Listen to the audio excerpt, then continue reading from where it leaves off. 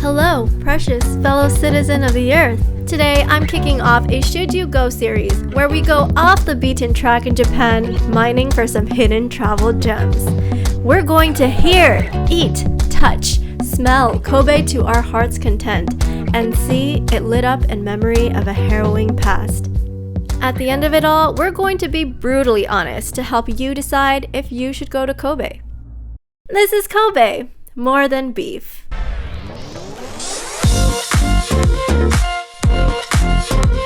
Wait. Calm down. We gotta get there first.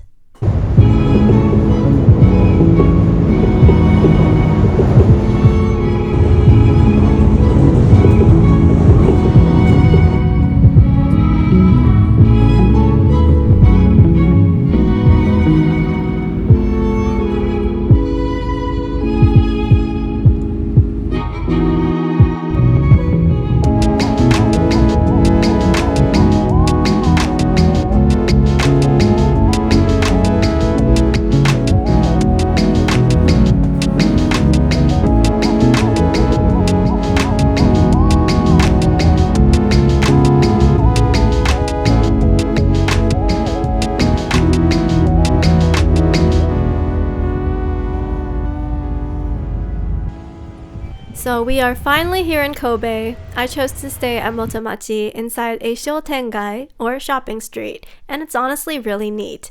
It places you right in the middle of a lot of action. I love the mirrors, it just makes it look more spacious. Bathroom.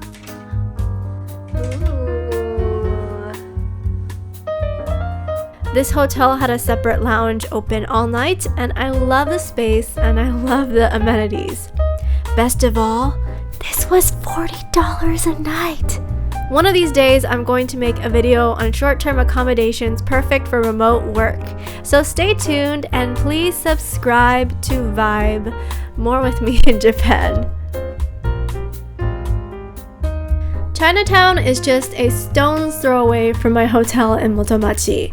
Visually, it packs a punch with its compact size, and I think it's way cuter than any other Chinatown I've been to.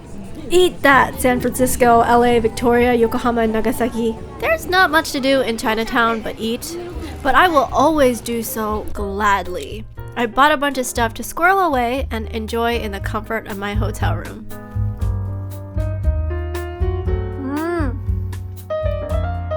So, other than Kobe beef, I didn't really do much research on what to eat here, but while walking in Chinatown, there's this ginormous line for this bun store. How good can it be? I really don't know. You can either get them in 6 or 10, so I got 6. It's really juicy. That's the meat to bread ratio. I can almost drink the oils and the juice.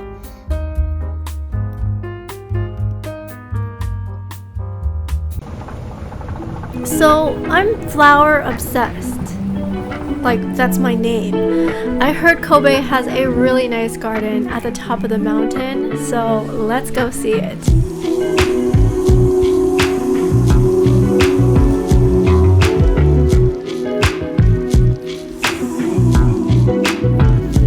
Just here by myself. It's Kobe behind me.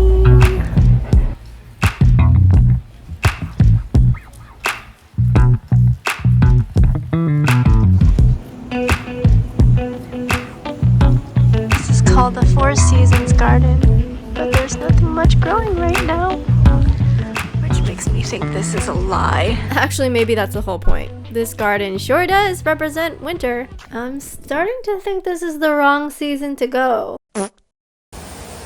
There's not much in bloom, but little did I know there were still flowers to be seen in a very unexpected place.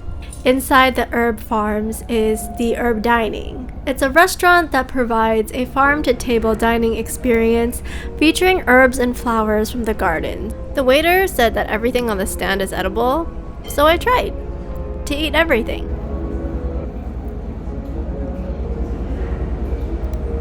Flowers tasted just like you'd expect. Ugh. Brother, ugh.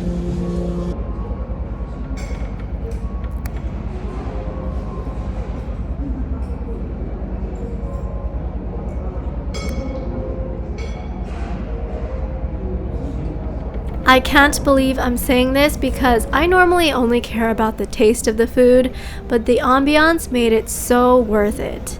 It was like having a savory herb-themed Thai tea, and it just made me feel really fancy. As for the rest of the gardens, transforming nearby mountains into tourist attractions is a pattern that I'm starting to observe in Japan, and I really dig it. First of all, you can escape the bustle of urban life while also getting killer city views without needing to hike or drive.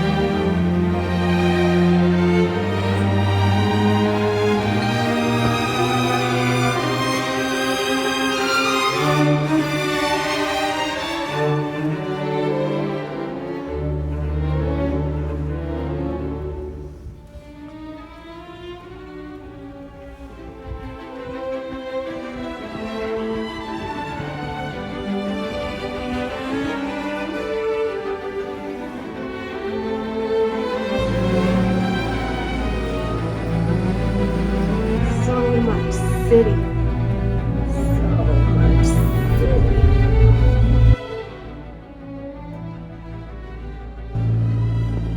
For beef eaters, you done effed up if you went to Kobe and didn't try Kobe beef. However, in order to not mess up, you need to make a reservation. I went to Wakkoqu, a highly rated Kobe beef establishment, for lunch on a totally random, normal Wednesday in January. And while I dined there, no less than 3 parties were turned away because they didn't have reservations. Let me give you some important info that I wish I knew before eating here. People don't really call it Kobe beef here, so let's drill down into some classifications. Wagyu literally means Japanese cattle. Not so exciting when translated, huh? That's foreign branding for ya. There are 4 breeds that are considered Wagyu: Japanese brown, Japanese poll, Japanese shorthorn, and the most commonly bred in Japan, Japanese black. 90% of the cattle in Japan are Japanese black cattle, and of that category, it's composed of 3 bloodlines: Tajima, Kedaka, and Shimane. The beautifully marbled and buttery Kobe beef as we know it refers only to purebred Tajima cattle born and raised in the Hyogo prefecture where Kobe is. So basically, if you're getting Tajima, you're getting what's associated with Kobe beef, the really good stuff. Though the English for both lunch courses was the same, only the more expensive one was labeled as Kobe beef. It's also labeled as Sanda beef, which is an even more exclusive designation. Farmers only raise less than 1,000 Sanda cattle per year. So yeah, it was tasty. I got this cardboard thin slice as part of their lunch course, but it was so rich and it paired beautifully with their garlic rice and grilled veggies, and I left feeling full and satisfied.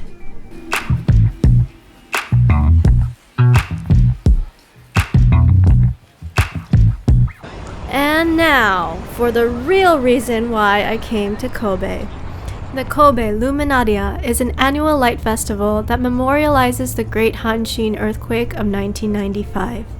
This was a horrifying earthquake that took the lives of over 6,000 people and destroyed over 400,000 buildings. The earthquake, which happened in January, effectively displaced hundreds of thousands of people in the dead of winter. I have no idea what that first Kobe Luminarie was like in 1995, but if the event of today retains an essence of what it first was, I can imagine it was a great symbol of hope and recovery. encouraging those who are forced to grieve in cold and darkness. The event was only meant to happen that one time in 1995, but the tradition continues on nearly 30 years later. It's a festival of somber yet refined beauty. 200,000 hand-painted lights donated by the Italian government are arranged into luminous structures, like grand gates to another world. Various light installations are scattered throughout the city, but the biggest ones are in Meriken Park and Higashi Yuenchi. Meriken Park requires a ticket, which was unfortunately sold out by the time I found out about it, but it can be admired for free from the outer perimeter of the park. Higashi Yuenchi is free to enter, but very crowded.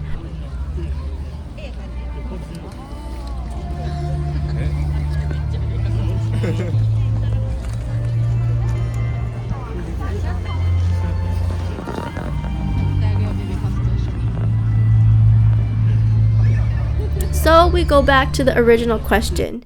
Should you go to Kobe? In this video, you saw several good reasons to go to Kobe, but here are some reasons not to come. Number 1, you only want to eat Kobe beef. Kobe beef is accessible in any big Japanese city, such as Tokyo, Osaka, or Kyoto, so there's no need to especially come to Kobe to enjoy the beef. Number 2, you are familiar with and not particularly impressed by other beautiful port towns. Because I've spent a lot of time in San Francisco, I was really surprised by how familiar Kobe seemed, even though it was my first time coming. Otherwise, Kobe makes for a relaxing trip. So, should you go to Kobe?